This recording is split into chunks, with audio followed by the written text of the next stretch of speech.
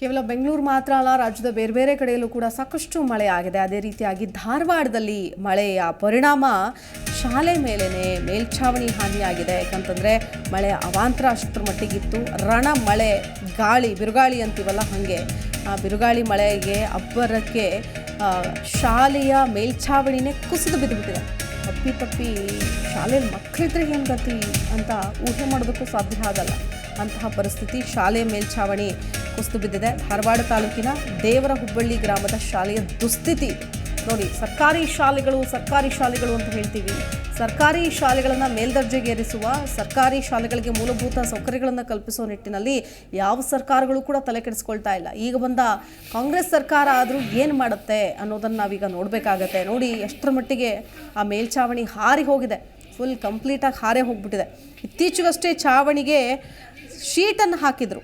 So ಈ sheet ಧರಾಶಾಹಿ ಆಗಿದೆ, ಕಂಪ್ಲೀಟಾಗಿ ನೆಲಕ್ಕುರುಳು ಬಿಟ್ಟಿದೆ. ನೋಡಿ ಮಗಚ್ಕೊಂಡು ಬಂದು ಬಿದ್ದುಬಿಟ್ಟಿದೆ. ಇದು ಗಾಳಿ ಮಳೆ ರಭಸಕ್ಕೆ ಕುಸಿದು ಬಿದ್ದಿದೆ. ಶೀಟು ಅಳವಡಿಸಿದಂತಹ ಛಾವಣಿ ಕಳೆದ ರಾತ್ರಿ ನಡೆದಂತಹ ಘಟನೆ ಇದು. ಅದೇ ಹೇಳ್ತೀವಿ ನಾವು, ಅಪ್ಪಿ ಏನಾದರೂ ಸ್ಕೂಲಲ್ಲಿ ಮಕ್ಕಳಿರೋ ಟೈಮಲ್ಲಿ ನಡೆದಿದ್ರೆ ಏನು ಗತಿ, ಅನಾಹುತ. ಈ ಅನಾಹುತಕ್ಕೆ ಕಾರಣ ಯಾರು, ಹೊಣೆ ಹೊತ್ಕೊಳ್ಳೋರು ಯಾರು, ಅನೇಕ ಪ್ರಶ್ನೆಗಳು ಬರುತ್ತೆ. ಯಾಕಂದರೆ ಇಷ್ಟರ ಮಟ್ಟಿಗೆ ಕಳಪೆ ಗುಣಮಟ್ಟದಲ್ಲಿ ತಗೊಂಬಂದು ಶೀಟ್ ಹಾಕಿದ್ರೆ ಇನ್ನು ರಭಸವಾದ ಗಾಳಿ ಮಳೆಗೆ ಹಿಂಗೆ ಹಾರ್ಕೊಂಡು ಹೋಗಿದೆ.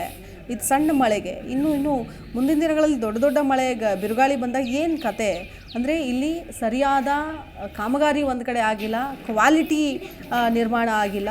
ಇದ್ರ ಜೊತೆಗೆ ಇದನ್ನು ಹೇಳೋರು ಕೇಳೋರು ಇಲ್ಲ ಅನ್ನೋ ಒಂದು ಪರಿಸ್ಥಿತಿ ಅಲ್ಲಿ ನಿರ್ಮಾಣ ಆಗಿದೆ.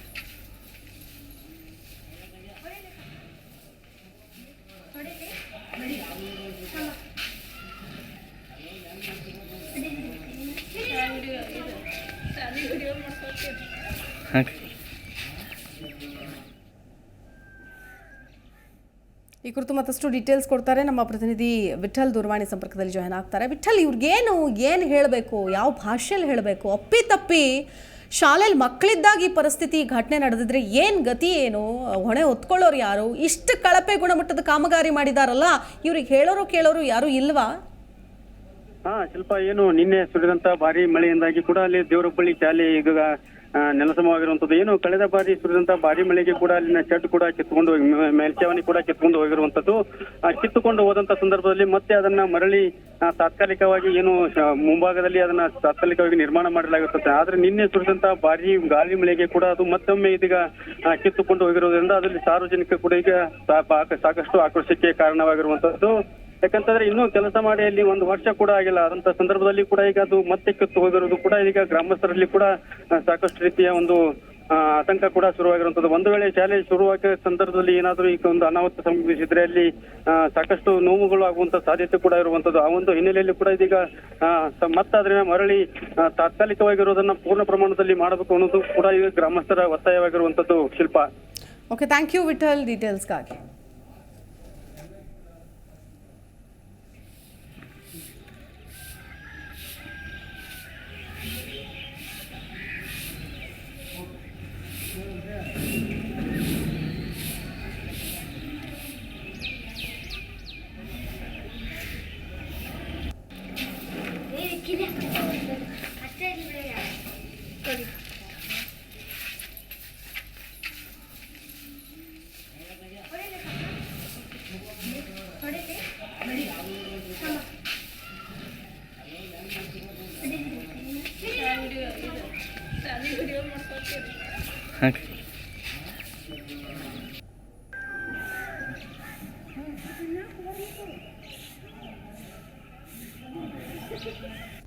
ಪ್ರತಿಕ್ಷಣದ ಸುದ್ದಿಗಾಗಿ Zee Kannada news app download ಮಾಡಿ.